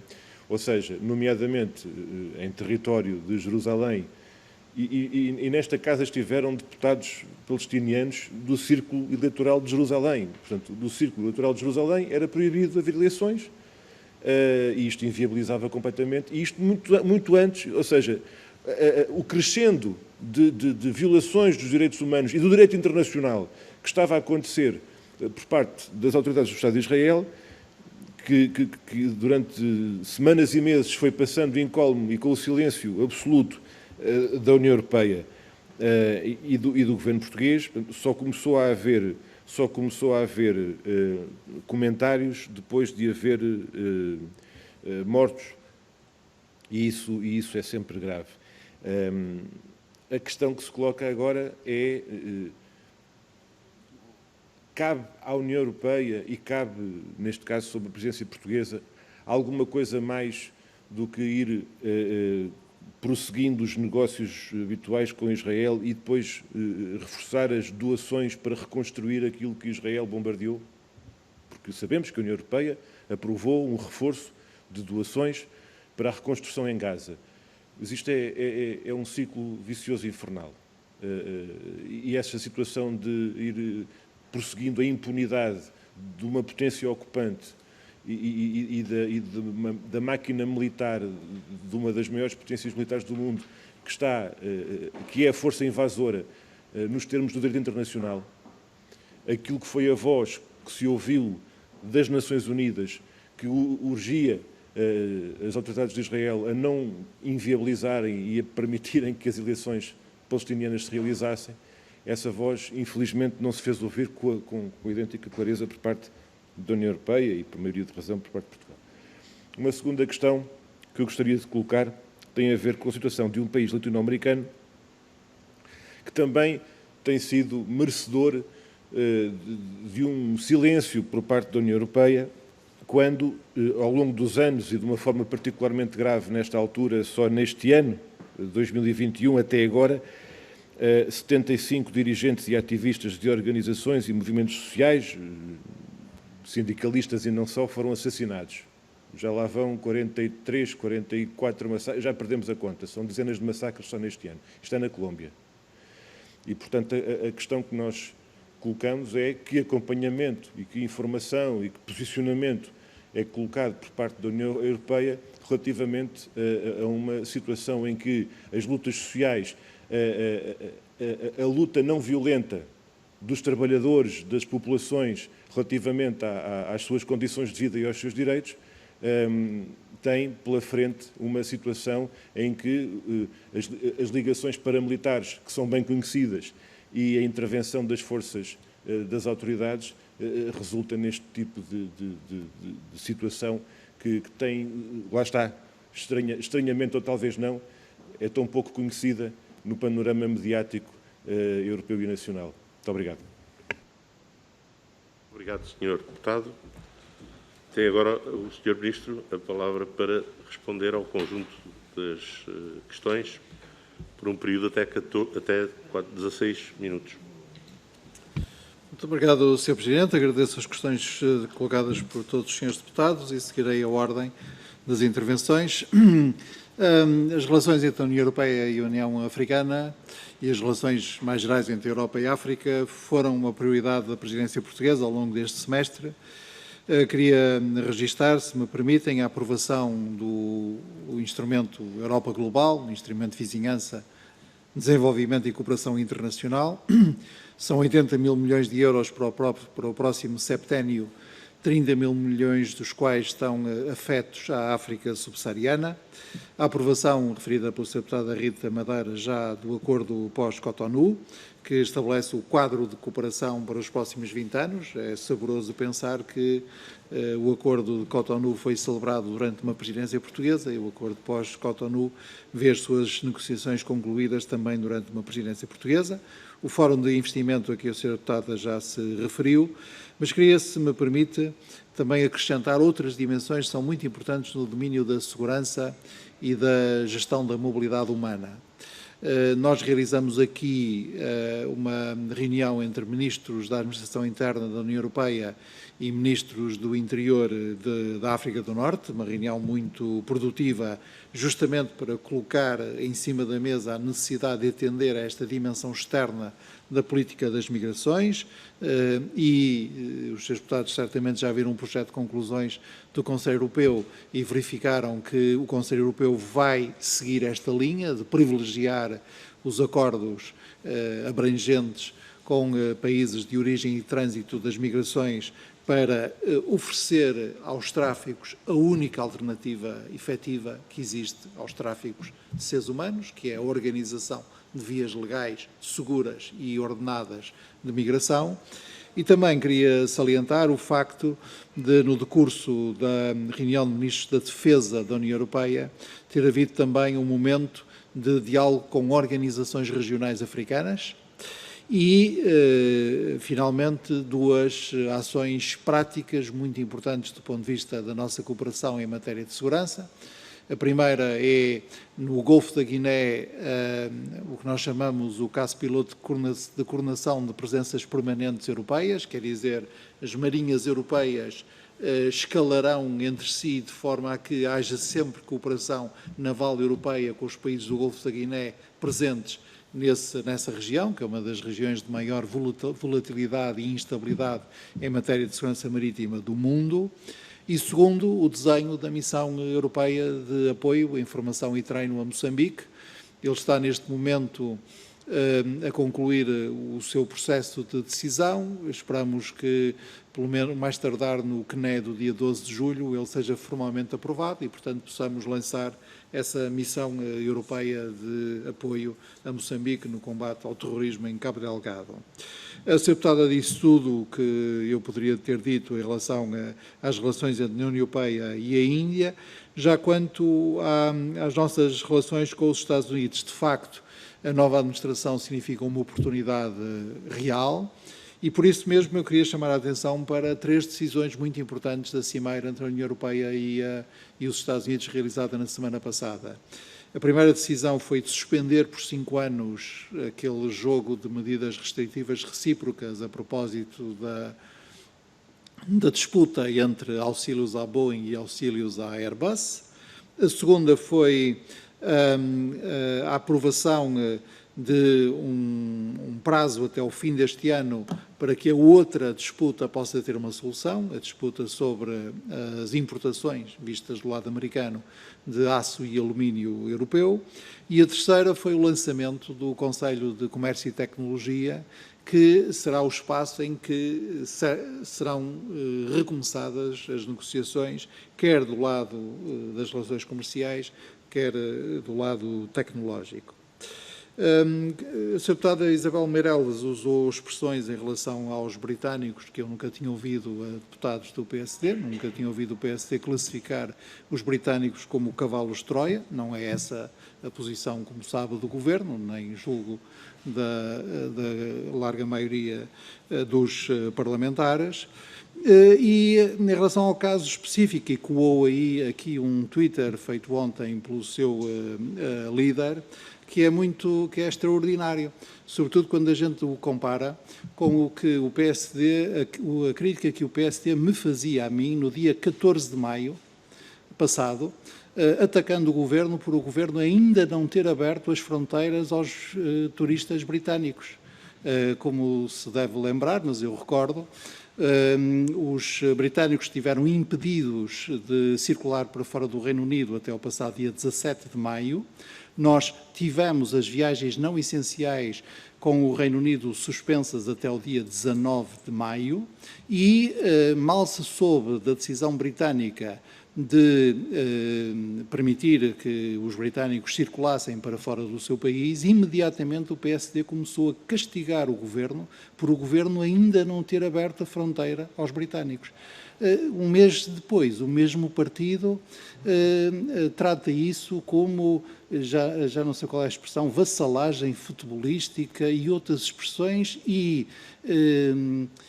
presenteia os nossos mais antigos aliados com expressões como aquelas que a Sra. Deputada usou. Certamente que haverá entre os social-democratas gente muito qualificada em matéria de política externa, em matéria de política europeia e muito experimentada em matéria de relações bilaterais com o Reino Unido, que espero emende a mão e traga o PSD de novo ao caminho da responsabilidade, porque eu não conheço nenhuma política externa que não possa ser fundada na responsabilidade. E a responsabilidade não é só quando nós estamos no governo, a responsabilidade é também quando estamos na oposição. A Sra. Deputada cita a Comissária Elisa Ferreira e aproveito porque é uma boa demonstração que nós podemos usar, que é exatamente do dever de neutralidade. A Sra. Comissária Elisa Ferreira, quando fala enquanto Comissária, não fala como portuguesa. E, portanto, tem esse dever de neutralidade, esse dever de imparcialidade, esse dever de se exprimir em nome do colégio que pertence, que é a Comissão Europeia.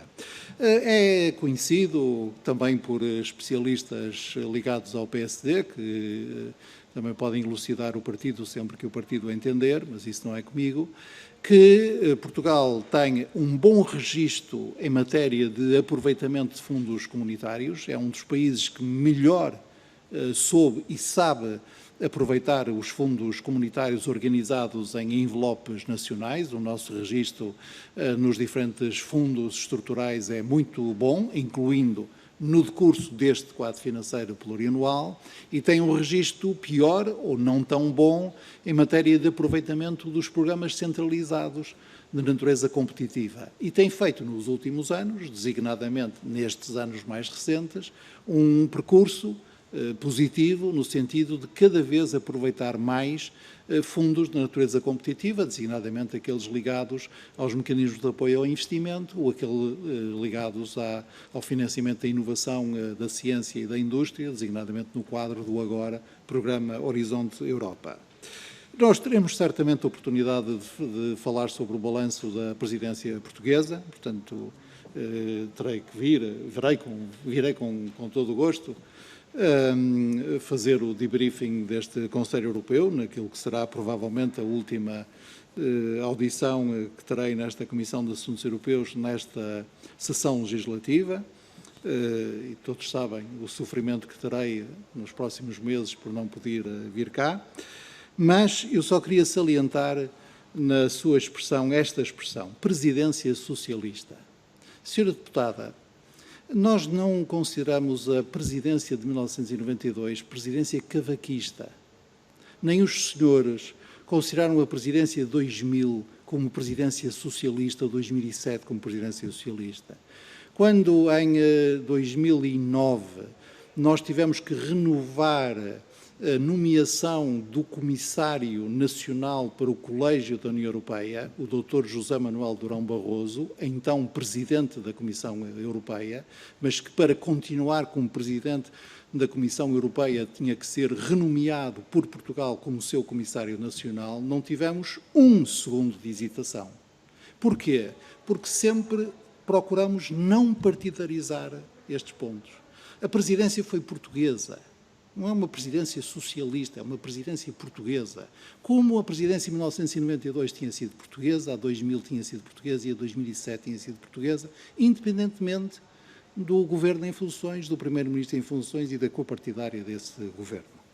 E, portanto, queria registar, não é infelizmente a primeira vez que isso sucede, houve esta tentação no maior partido da oposição ao longo destes meses de ver também o Parlamento Europeu e as outras instâncias europeias como palco da política interna. É a primeira vez que isto sucede, espero que seja um caso sem continuidade, porque isso só não enfraqueceu a posição portuguesa, porque a posição portuguesa é felizmente muito sólida, muito conhecida e muito reconhecida. A Sra. Deputada Fabíola Cardoso introduz a possibilidade e o Conselho Europeu também tratar desta questão relativa à Hungria, não sei antecipar, mas sei lhe dizer que se o fizer, aí Portugal já não tem um dever de neutralidade e, portanto, mais uma vez, espero que o equívoco fique sanado, porque Portugal tem um dever de neutralidade no sentido que expliquei, enquanto presidência do Conselho. Mas Portugal não assume a presidência do Conselho Europeu, porque a presidência do Conselho Europeu é permanentemente assumida pelo presidente Charles Michel. E, portanto, aí já pode falar como o país, como, aliás, fala sempre. Quanto às questões da fiscalidade, estou de acordo com a senhora deputada, mas estou certo que a senhora deputada também estará de acordo comigo em dois pontos. Em primeiro lugar, no mérito da presidência do Conselho assumida por Portugal, desbloqueando um dossiê que estava parado há mais de 5 anos na União Europeia. Para desbloquear esse dossiê, nós tivemos primeiro que formar uma maioria no Conselho Europeu, no Conselho, peço desculpa, que não havia. E formamos essa maioria. E depois tivemos que chegar a acordo com o Parlamento Europeu. A formação dessa maioria implicou um período de transição e implicou uma diferença entre a forma como nós tratamos as empresas localizadas na União Europeia e as empresas localizadas fora da União Europeia, mesmo que sejam europeias. Essas e outros compromissos foram os indispensáveis para este passo gigante que nós damos, que é criar as condições para que a diretiva conhecida por CBCR seja aprovada. E, portanto, isto é sempre uma questão da política. Eu posso dizer, eu cheguei à Lua, e a senhora pode dizer, mas podia ter chegado a Júpiter. Não, a Lua não é Júpiter. Portanto, isso desde que há política, a política democrática, desde Atenas antiga até ao fim do mundo, haverá sempre essa questão. Eu posso dizer que consegui 100, e a senhora deputada pode sempre dizer, critico, porque podia conseguir 101 e não conseguiu. Mas, quando nós comparamos 100 com 0, a senhora deputada há de dar algum mérito. Depois, a diretiva CBCR não tem o mesmo âmbito de aplicação da taxa sobre a chamada taxa empresarial global, que tem o acordo da União Europeia, tem o acordo do G7 e que está a ser discutida no âmbito da OCDE, porque a CBCR diz respeito a empresas digitais de grande dimensão instaladas na União Europeia. da taxa corporate, portanto, da taxa empresarial. É mesmo um estabelecimento de uma base mínima comum. Mais uma vez, teremos uma discussão muito séria no âmbito da União Europeia. Como sabe, há países membros da União Europeia que vivem, em sentido próprio, de terem taxas inferiores àquela que foi acordada no G7. Agradeço as questões colocadas pelo Sr. Deputado Bruno Dias. Em relação à Colômbia, o Sr. Deputado, como sempre, tem muita razão. A Colômbia é um país para o qual nós devíamos olhar com mais cuidado. É um país que fez progressos enormes, designadamente durante a presidência do Presidente Santos, terminando com aquela que era a mais longa guerra civil existente, criando condições para um processo de paz que implicou a renúncia à violência armada por parte das Farc, a sua desmilitarização e a sua inclusão e a participação das Farc no jogo político, democrático, eleitoral normal.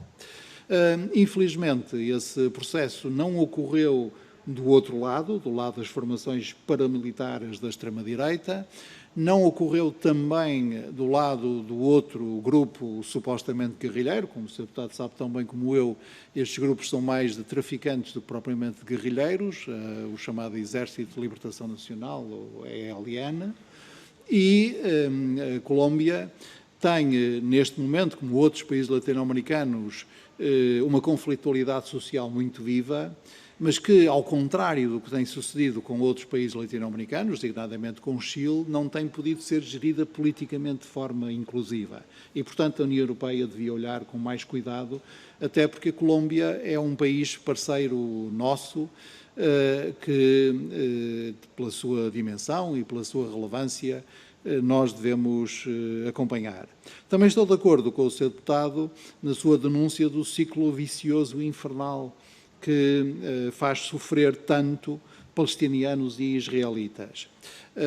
Infelizmente, o facto de não se terem realizado as eleições na Palestina e de as eleições em Israel não terem levado à conclusão rápida de um governo, esse facto impediu que nós pudéssemos convocar o Conselho de Associação União Europeia-Israel, convocar, isto é, estimular o alto representante a convocá-lo e também a avançar para o outro passo que eu julgo que é importante e realista dar agora, que é criar o Conselho de Associação com a Palestina. Eu percebo a descrição que faz, o Sr. Deputado sabe também qual é a nossa divergência. A minha posição é muito simples. Eu não desconheço as condições de opressão e as condições de violência social que ocorreram em Jerusalém Leste, sobretudo, antes do dia 10 de maio passado. O que eu acho é que nada disso justifica ataques deliberados por parte de uma organização terrorista a populações civis. E, portanto, a minha condenação do lançamento de rockets sobre o sul de Israel tem esta justificação muito simples. Nós... Vai daí definição coletiva. Como? Desculpe, vai daí definição coletiva. Não vai daí, não. Vai daí o direito de legítima defesa que deve ser usado de forma proporcional e respeitando as leis internacionais, designadamente a lei humanitária. Muito obrigado. Muito obrigado, Sr. Ministro. Concluímos assim a segunda ronda desta nossa audição. Irei passar de imediatamente à terceira ronda, para a qual tenho apenas uma inscrição e, por isso, darei a palavra à Sra. Deputada Carla Borges, do Grupo Parlamentar do PSD, que nos segue por videoconferência. Faz favor, Sra. Deputada, tem a palavra. Sr. Presidente, muito obrigada. Os meus cumprimentos, reitero os cumprimentos em nome do Grupo Parlamentar do PSD ao Sr. Ministro de Estado e da Presidência e, Sr. Ministro, gostaria de lhe colocar novamente a questão do certificado digital Covid-19 da União Europeia. Como todos sabemos, no dia 14 de junho foi aprovado o regulamento da União Europeia que prevê a aplicação deste certificado nos 27 Estados-membros. Como também é conhecido, até o momento 15 Estados-membros já têm implementado este novo certificado. É claramente um grande instrumento e congratulamos-nos com a eficácia e a rapidez com que a Comissão Europeia conseguiu levar a cabo a emissão deste certificado. No entanto, trazemos aqui algumas questões que gostaríamos de colocar, considerando que esta ferramenta é uma ferramenta fundamental para aquilo que é a retoma também ela, para a retoma dos Estados-membros após o Covid-19, mas também como fator de competitividade nesta Europa que queremos que seja global. E relativamente àquilo que é a posição dos Estados-membros relativamente ao mundo. Já ouvimos aqui nesta Comissão falar da importância do alargar deste certificado a outros países fora da Comunidade Europeia, mas eu gostaria de saber, Sr. Ministro, considerando que a presidência da Comissão Europeia, a presidência portuguesa também merece aqui uma participação no que diz respeito àquilo que é o seu exemplo na implementação destas medidas, gostaria de lhe perguntar, Sr. Ministro, em que medida é que nos nossos aeroportos está implementado o sistema de leitura deste certificado, de maneira a que possamos não só ter um instrumento, mas também a operacionalizá-lo. Também a mesma pergunta no que diz respeito às embaixadas nos diversos países espalhados por todo o mundo. A nossa participação neste domínio é elevada e preocupa-nos também aquilo que é a nossa presença fora de portas da União Europeia, não só dentro da União Europeia, mas também fora da União Europeia. E depois também gostaria de lhe perguntar, em concreto, o que é que o governo português tem feito nesta matéria para esclarecer e para ajudar os portugueses, não só na implementação deste novo certificado, mas também na sua operacionalização. Muito obrigada, Sr. Ministro. Muito obrigado, Sra. Deputada. Peço desculpa a todos não termos conseguido controlar o volume do som, mas o comando está a ser efetuado à distância, ao que parece. Sr. Ministro do Estado dos Negócios Estrangeiros tem a palavra para responder à Sra. Deputada. Muito obrigado, Sr. Presidente. Agradeço as perguntas colocadas pela Sra. Deputada Carla Borges. E, portanto, em relação à pergunta que especificamente me dirige a mim, Ministro dos Negócios Estrangeiros, o que as embaixadas têm que fazer é nada. O certificado digital é uma matéria de gestão de fronteiras, portanto, é responsabilidade dos Ministérios da Administração Interna e Interior, consoante os nomes nos respectivos países, e as embaixadas não são tidas nem achadas. Isto é, para voltar ao meu exemplo, se eu regressar a Ljubljana, como aliás vou, quando for a Ljubljana, no próximo dia 1 de setembro, participar no Gimnich, levando o meu certificado de vacinação, mostrando o certificado de vacinação à entrada, a entrada não pode ser recusada. É isso que quer dizer o certificado digital.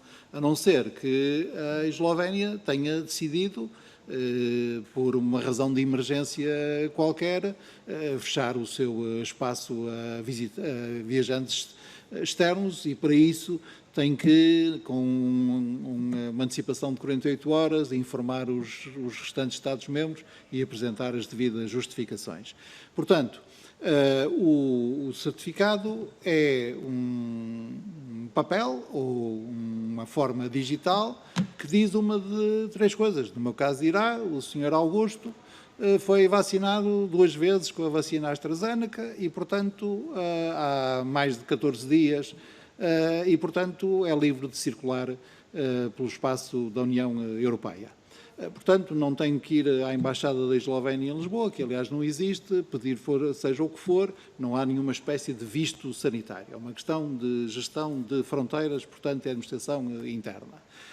Segundo, em relação ao certificado português, o que eu tenho ouvido os meus colegas dizer é que nós já fizemos a parte dos testes, os testes correram bem e, portanto, estamos a emitir já certificados e esses certificados serão vinculativos a partir do dia 1 de julho, porque a partir do dia 1 de julho entra em vigor o regulamento que criou o certificado digital.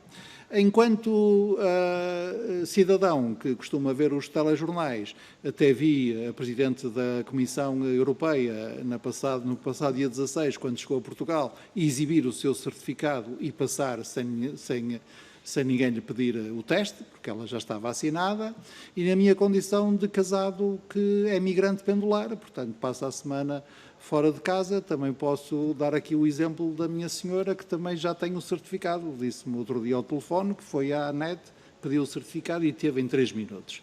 Esse é o testemunho que eu posso dizer, mas nenhum destes testemunhos é da minha qualidade de Ministro dos Estrangeiros, é mesmo de telespectador e de marido. Tentando salvar aqui a minha honra e dizer qualquer coisa como Ministro dos Estrangeiros. Nas minhas responsabilidades, o que eu tenho a dizer é que o processo de aprovação do certificado digital é o mais rápido processo de decisão da União Europeia. 61 dias entre a apresentação da proposta pela Comissão Europeia e a aprovação final no Parlamento Europeu. Isso deveu-se à qualidade da proposta apresentada pela Comissão Europeia, mas também se deveu à presidência do Conselho, porque foi a presidência do Conselho que geriu todo o processo, desde a discussão no próprio Conselho até ao acordo com o Parlamento Europeu. E, portanto, neste caso, honra à presidência portuguesa, que nem sequer é uma honra pessoal a mim, visto que a responsável é ser a Ministra da Saúde e o Sr. Ministro da Administração Interna. Muito obrigado. Obrigado, Sr. Ministro. Acabamos assim esta nossa audição e a primeira parte da nossa reunião. Voltaremos a encontrar-nos, ao que tudo indica, no próximo dia 8 de julho, quinta-feira, imediatamente a seguir ao plenário. Não parecem haver outras alternativas. E espero que essa seja uma boa oportunidade, Sr. Ministro, para fazermos um balanço mais exaustivo deste semestre português na presidência do Conselho. Muito obrigado, Sr. Ministro. Se não me levar a mal de não acompanhar como a cortesia e impõe, mas dado o adiantado da hora, eu passava imediatamente à segunda parte da nossa reunião.